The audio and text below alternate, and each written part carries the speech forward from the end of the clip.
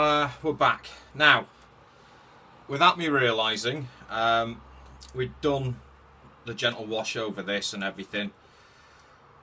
I had a bit of an issue. Went back to look at the footage and it wasn't there, so I'd actually continued. So I just want to get you up to speed, as it were.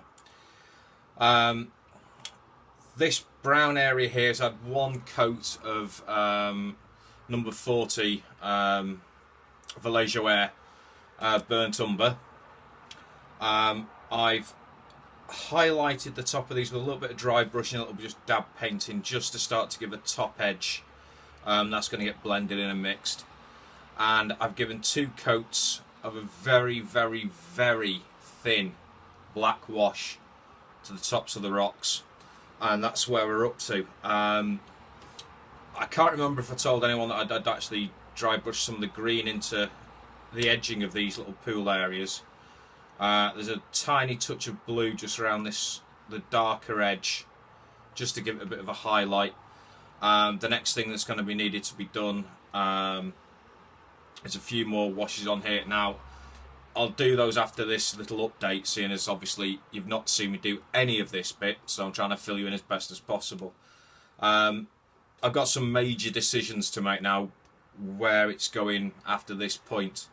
So I'm assuming that I'm going to use this as a gravelly, woodland, heavily dense, mashed up area. This is going to be more sort of like a grass, ferny type environment, and obviously these are going to be water with some sort of life coming out of them, plant life, so on and so forth. So the next thing I'll do when it cuts and cuts back in again will be I'm going to start finishing all these rocks off and giving another decent dark wash to this mud area to completely darken it off, leaving just the highlights and these little areas, as you can see here, where it's just taken a tiny bit of the colour, so we can darken everything else down before we do a top highlight. If you're wondering, you know, it looks more like a mud pit than a desert, once the flock's on, you'll see a total difference. And when we've done some weathering of the flock, sort of knocking it about a bit and taking chunks out, and you start seeing some of this colour coming from underneath, it actually look more like sort of foresty, swampy type land. I'm not entirely sure if I'm going to go all swampy or I'm going to go all foresty yet. I haven't quite decided. I've been umming and ahhing about it because I'm trying to think of it as being, say, Endor, but another side of the planet, which we've never seen. We've only ever seen one small area with the Imperial shuttle base, and obviously the bunker and the Ewok village. We've not seen any lakes or anything, but it's a giant forest world, so it bounds have plenty of water somewhere. Okay, so I'll get you back to it straight after this, and we'll continue. Alright, okay,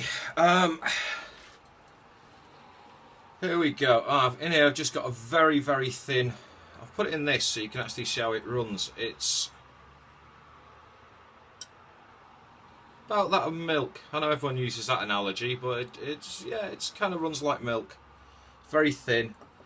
And we're just going to give the whole of this area a good soaking it. Well, not a soaking, but just wash it over everything. Let it get into all the cracks and crevices, and you'll start to see some of the magic happening. So just get this all over here in between the gaps. Don't worry too much about the rocks. Like I said, they've had a couple of washes of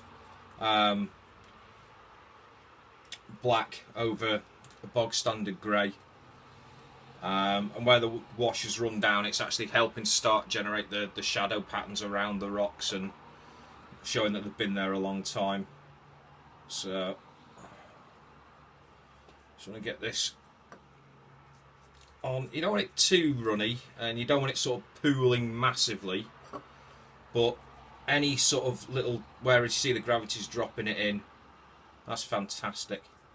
You just don't want it filling up with liquid, because even though it's had a coat of varnish, which I think is where I left the last video, you never know if the odd crack could start bringing the plaster up or anything like that. So just going to start bringing this into some detail now. So it's going to take me another minute or so. So it's just the It's had one wash and this is the second. We'll have to wait and let it see it dry before. See if it needs another one or two.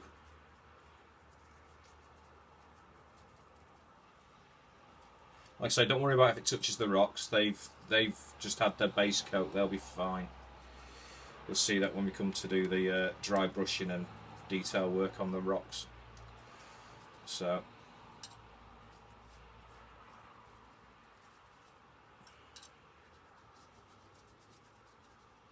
Okay, that's that done.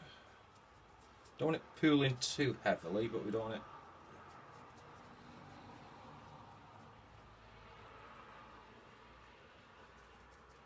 We don't want it flooding the base so it looks like it's a mud pit, because obviously we want it to look damp but not soaking wet as if as it is here. As soon as we're just up the road from Manchester, chucking it down like there is no tomorrow at the moment.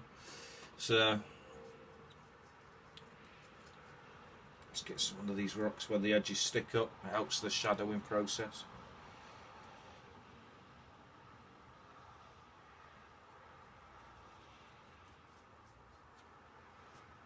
I say the best thing with acrylics is if you want to leave a much lighter area, you can just wipe it with your finger.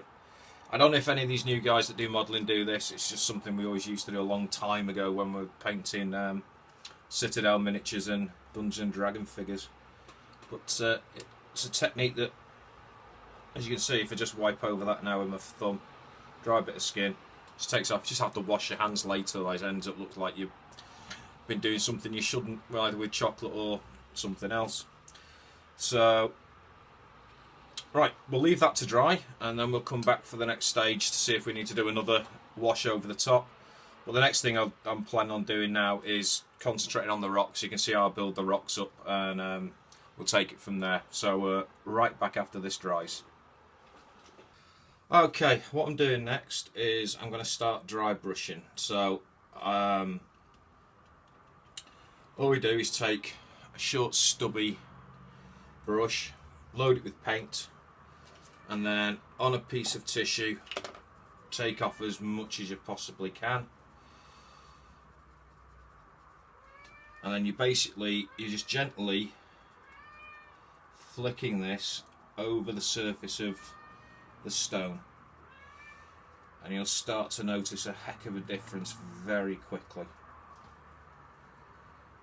So I'll crack on with this. I'll do it as time lapse because it's going to take me a while per rock, and then we'll come back and have a look at the results before I start to do the white highlight.